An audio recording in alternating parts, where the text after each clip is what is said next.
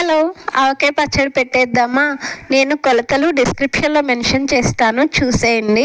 ఒక బేషన్లో ముందుగా మనం మామిడికాయలని 2 hours ముందు వాటర్లో నానబెట్టుకొని క్లాత్తో బాగా తుడిచి ముక్కలుగా కట్ చేసుకుందాము. ఇవి మాండి తవిడి ముక్కలండి. నేను మాండి ముక్కలకి కొలతలు చెప్తాను. ఫస్ట్ అయితే ఇందులో సగం ముక్కల్ని బేషన్లో వేసుకొని పల్లి నూనె అయితే పల్లి నూనె, లేకపోతే నువ్వుల నూనె మీకు నచ్చింది వేసుకోండి. 1/2 లీటర్ పోసుకోండి.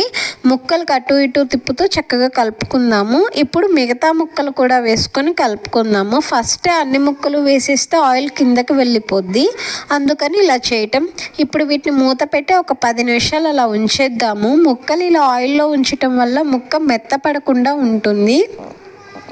10 minutes తర్వాత మాండి ముక్కలకి అరసోలుడు ఉప్పు, అరసోలుడు కారం అండి, అవి వేసుకొని బాగా కలుపుకున్నాము. ఇది ఇప్పుడు మీకు ఏమన్నా పొడి పొడిగా అనిపిస్తే కొంచెం ఆయిల్ కూడా వేసుకోండి. ఈ టైంలో వీటిని వేసుకొని బాగా కలుపుకొని ఇప్పుడు దీన్ని ఒక డబ్బాలోకి కానీ బకెట్లోకి కానీ తీసేసుకొని 2 days ఊరనివ్వాలి. అప్పుడే ఉప్పు కరుగుతుంది, అలానే ముక్క కూడా మంచిగా ఉప్పు కారం పీల్చుకుంటుంది. మీరు ఇప్పుడే పసుపు కూడా వేసుకోవచ్చు. నేను ఆవు పిండి వేసేటప్పుడు వేద్దామని సర్దేస్తున్నాను.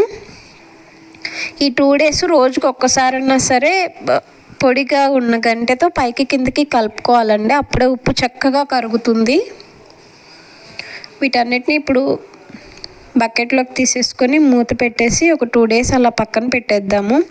2 days తర్వాత ఆవాల్ని బాగా ఎండబెట్టుకోవాలండి. వాటిని మెత్తగా గ్రైండ్ చేసుకొని జల్లెడ పట్టుకొని ఉంచుకోవాలి. ఆవపిండి మాండి ముక్కలకి అరసోల్డ్ పడుతుందండి. నేను మాండి తవిడి తీసుకున్నా అన్నాను కదా, అందుకని కొంచెం ఎక్కువ కనిపిస్తుంది. ఇప్పుడు మెంతుల్ని కూడా డ్రై రోస్ట్ చేసుకొని మెత్తగా గ్రైండ్ చేసుకోవాలి. ఇది 1/4 గిద్ద పడుతుందండి. అలానే ఒక 1/4 kg చిన్నుల్లిపాయల్ని 2 సగాలుగా చేసుకోవాలి. సగమేమో ఇలా కచ్చాపచ్చగా నూరుకోవాలి, ఇంకో సగం గర్భాలు ఒలుచుకొని పక్కన పెట్టుకుందాము. అలానే 2 spoons పసుపు అండి. ఇప్పుడు దీన్ని ఓపెన్ చేసి చూద్దాము. చూడండి, ఆయిల్ అది చాలా మంచిగా పైకి ఊరింది. వీటన్నిటిని ఒకసారి పైకి కిందకి ఒకసారి కలుపుకుందాము.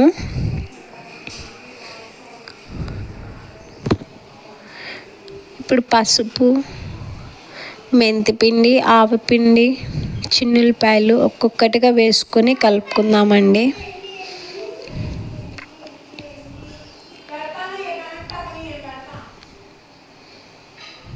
ఎవరైనా ఛానల్ కొత్తగా చూస్తుంటే ప్లీజ్ ఛానల్ని సబ్స్క్రైబ్ చేయండి, ప్లీజ్ సపోర్ట్ చేయండి. ఈ ఆవపిండి మెంతిపిండి కూడా అయిపోయాక చిన్నులపాయ గర్భాలు కూడా వేసుకుందాము.